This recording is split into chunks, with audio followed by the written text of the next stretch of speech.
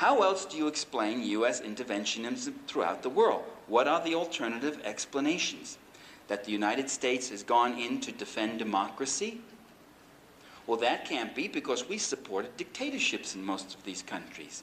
We supported a fascist Somoza in Nicaragua, a fascist Batista in Cuba. Again and again, country after country, we didn't support democracy, we support fascists. And in fact, we've overthrown democracies. We overthrew democracy in Guatemala when Arbenz came into power. We overthrew democracy in Brazil when Goulart came into power.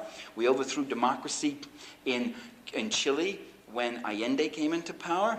We overthrew maybe not democracy, but a populist government leader, Mossadegh in Iran and Sukarno in Indonesia, who had popular democratic support.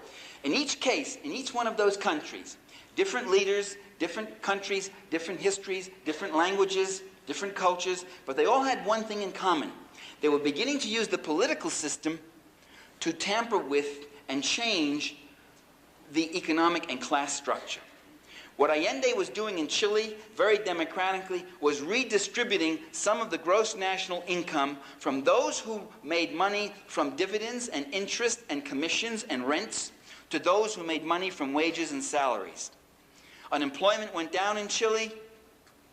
Inflation was going down. The rate of inflation was going down.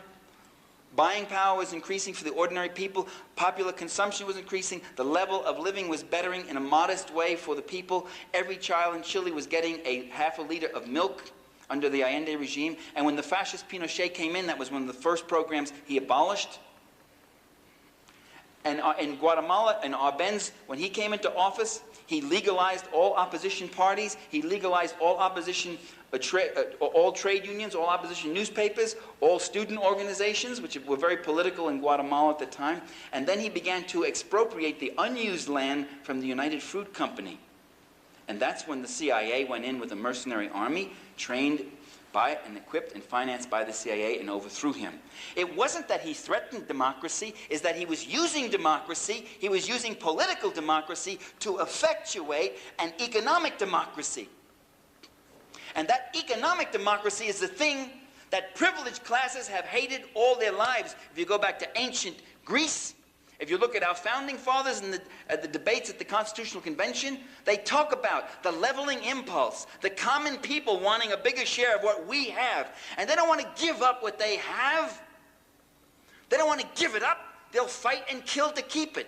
No more than you want to give up your little car or your house or whatever little you got. You don't want to give it up. Imagine if you didn't just own a little car. Imagine if you owned the world. Imagine if you owned everything there was to own. Imagine if you lived like a king. Imagine if you lived in a way that the whole society was there for your service, in a sense.